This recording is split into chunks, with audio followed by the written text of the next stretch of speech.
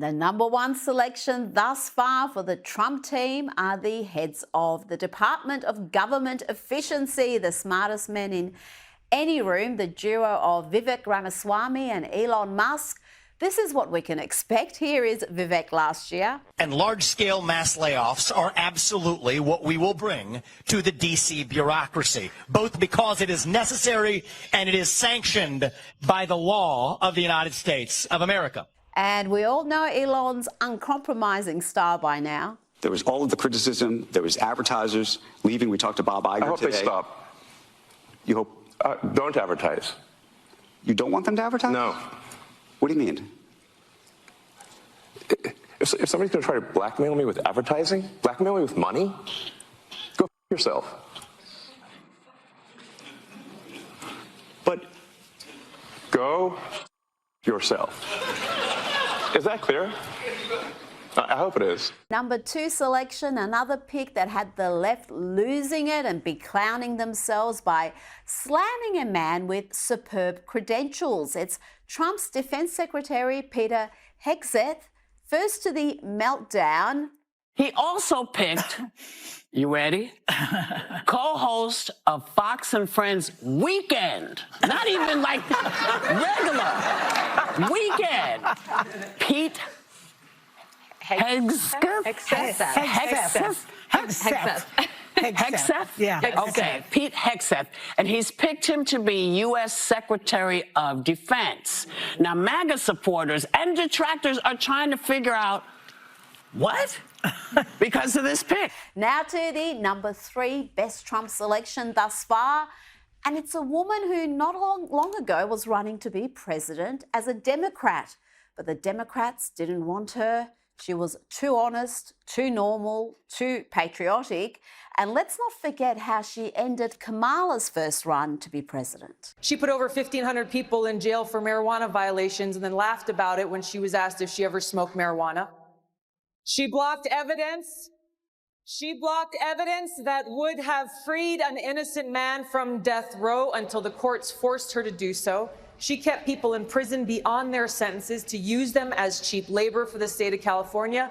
And she fought to keep cash bail system in place that impacts poor people in the worst kind of way. At number four, we have possibly the selection that has had the biggest reaction, the biggest freak out from the left, and that's Matt Gaetz as Attorney General. Here is some of his finest work. Like, why is it that the women with the least likelihood of getting pregnant are the ones most worried about having abortions? Nobody wants to impregnate you if you look like a thumb. Is it safe to say that based off of your comments, you're suggesting that these women at these abortion rallies are ugly and overweight? Yes. What do you say to people who think that those comments are offensive? Be offended. President-elect Donald Trump's top five selections so far for his cabinet and other high-ranking administration positions. Coming in at number five is CIA Director John Ratcliffe. And this selection matters, folks. For more than a decade, we've seen these institutions become weaponized to attack conservatives, not just Donald Trump. And John Ratcliffe's performance in exposing and destroying former FBI Special Agent Peter Strzok was a thing of beauty. The approximately 50,000 text messages that I've seen with your personal beliefs like F Trump, stop Trump, impeach Trump, go ahead and confirm on the record that none of that occurred on an official FBI device or on official FBI time. Go ahead and do that. Sir, no, they did. Many of them did. Oh, they did. Agent Strzok, are you starting to understand why some folks out there don't believe a word you say, and why it's especially troubling that you, of all people, are at the center of the three highest profile investigations in recent times that involve President Trump, and that you were in charge of an investigation investigating, gathering evidence against Donald Trump, a subject that you hated, that you wanted to F him, to stop him, to impeach him? And do you see why that might call into question everything you've touched on all of those investigations? Learn to pronounce his name. He rates better than you, even on the weekend. And we can all say your made-up name, Karen. Yes, Whoopi's real name is Karen Elaine Johnson. But I digress.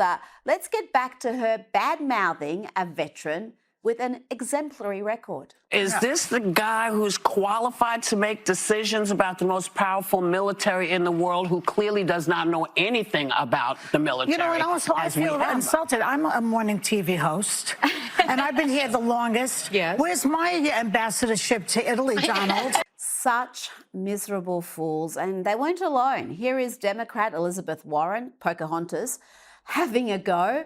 She wrote, "A Fox and Friends weekend co-host is not qualified to be the Secretary of Defense. I lead the Senate Military Personnel Panel. All three of my brothers served in uniform. I respect every one of our service members." Then you need to apologise to Pete Hegseth, who is not only a veteran with 20 years of service, but a double Bronze Star recipient, and he's also an Ivy League educated, Harvard, Princeton. The folks who are celebrating these appointments have a problem with Pete Hegseth because he transitioned to the media. Would they prefer if he transitioned to a they-them? I'm sure Pete Hegseth won't be okay with Chinese spy balloons floating across the country, or the botched withdrawal of Afghanistan and then the killing of an innocent Afghani family in a botched revenge operation. He is ready to clean up the mess. Well, first of all, you got to fire, you got to fire the chairman of the Joint Chiefs, and you got to fire this. I mean, obviously, you're going to bring in a new Secretary of Defense, but any general that was involved, general, admiral, whatever, that was involved in any of the DEI woke, it's got to go. Either you're in for war fighting, and that's it, and that's the only litmus test we care about.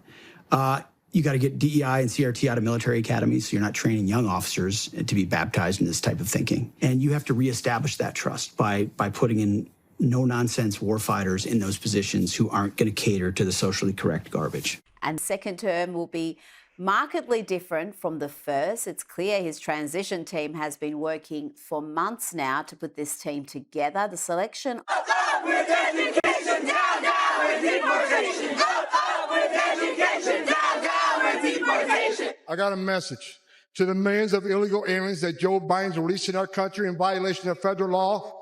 You better start packing now. We are going to the border. We've been to the border. So this whole thing about the border, we've been to the border. We've been to the border. You haven't been to the border. And I haven't been to Europe.